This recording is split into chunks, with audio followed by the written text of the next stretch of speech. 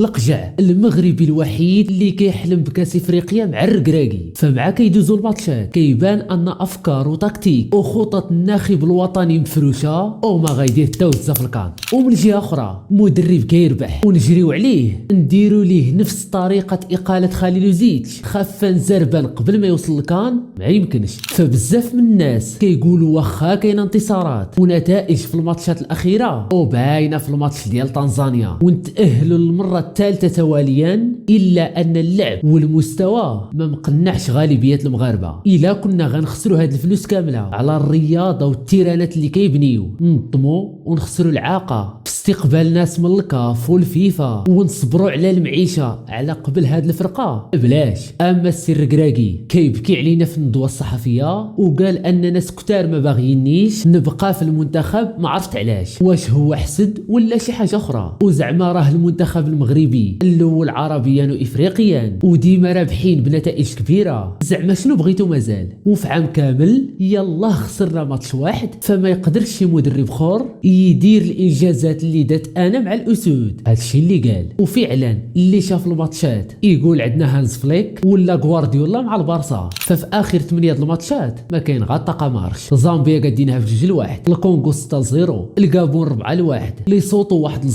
افريقيا الوسطى 5-0 والروتور 4-0، الكابون 5-1 وليسوتو عاودنا ضربناها ب7-0. يعني الارقام ارا بالرع تقول كان في الجيب. ولكن الماتش الاخير مع النيجر افضح لافير. مستوى المنظومه الدفاعيه والهجوميه ما عجبت حتى واحد، ومازال عندنا الزهر الزاكي لاعب لينا بدراري ضعاف ومنتخب مسلك، اما ما نفكوش الماتش. علاش قلنا اللعب مفروش من خطه الزاكي؟ لعب لينا ب11 لور، سد تقابي، ارا ما تنقز ما غتصور والو. وهذا الشيء اللي تيوقع في الماتشات الحاسمه بحال جنوب افريقيا في الكان، سدات لك اللور وخلاتك كدور في عينيك. فالناس الركراكي تيشوفوا اللعابه اللي كتجيب بناء الهجمه والتكتيك باينه من الطياره ان المنظومه مخلخله. صحابك دابا انت تلاقى مع مصر ولا نيجيريا ودوك مناميات اللي كيتسيفوا في الكان غتربحهم بهذا اللعب. ومازال دابا نافعنا بلان انه كنلعبوا اغلب الماتشات في البلاد وقدام الجمهور ديالنا.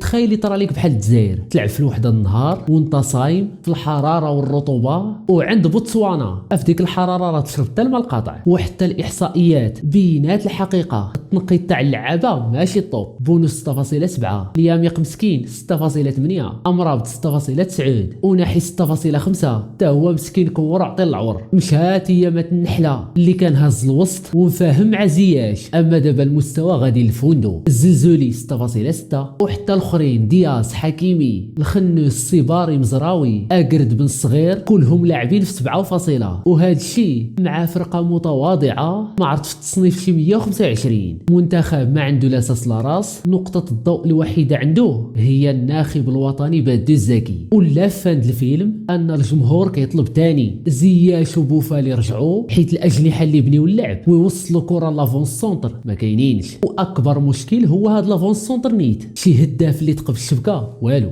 فهدافي المغرب في التصفيات دياز 3، ايوب الكعبي 3، بن الصغير، رحيمي، وناحي، الصباري، الخنوس عندهم هدف لكل واحد. اما داك النصيري كيخلي رجليه في تركيا عاد كيجي لهنا. مع المنتخب كيلعب بالعكاكس واقيلا. لافون سونتر هو اللي استغل 4 فرصه اخر الدقائق في الوقت البدل الضائع ويماركي في ماتش حاسم في نهائيات الكان. ها اللي خاصنا. وفي 6 شهور اللي بقات يجبدوا الركراكي فين ما كان، لوروب ولا الخليج ولا حتى البطوله الوطنيه، لانه الا عولتي على النصيري البعاب على عتقك، خصوصا في شي ماتش مهم عاد كيتكونجلا. ومن الاخر اش فيها الا جلسنا حتى تبقى 2 سيمانات لتنظيم الكان ونجيبوا مدرب جديد الا عرف القجع باللي ما غيجيب حتى وزاب هذا. ودرناها قبل مع خليلوزيتش، خليناه حتى اللفان في المونديال وبدلناه وصدقات مخيره. جا الركراكي لقى فرقه واجده، جاب غير زياش وطلعنا للدومي فينال. وبلا ما يقول شي واحد ان الانجاز المونديالي ديال الركراكي بوحده، لانه من سابع المستحيلات تبني فرقه في 15 يوم. وراه قالها خليلوزيتش في واحد اللقاء بانه تحقر بناو تقاتل التاج مع الفرقه وفي الاخير جراو عليه، وهو صاحب التاهل للمونديال وطلع المغرب حتى للربع في الكان. فهادو نيت اللي كيدافعوا على اقاله الركراكي تيقولوا ليه خليها بعزها، ما حدك مستمر في خطه اللاعب ونفس تكتيك غايطرى ليك ما طرا لخليل زيتش. الجمهور غينوض ليك وما يتهنط يصيفط كرجه فالكان الماجي مصيري. ما يمكنش تنظف بلادك وتقصى تاني بشي كارثه. المنتخب المغربي واخا رابح لكنه غير مقنع، النيفو طايح، والمونديال فيه فضل كبير للجماهير المغربيه اللي جات بالالاف لقطر، وكذلك خدمه خليل زيتش. اما الركراكي غير غمس وكلا الكيكه طلب.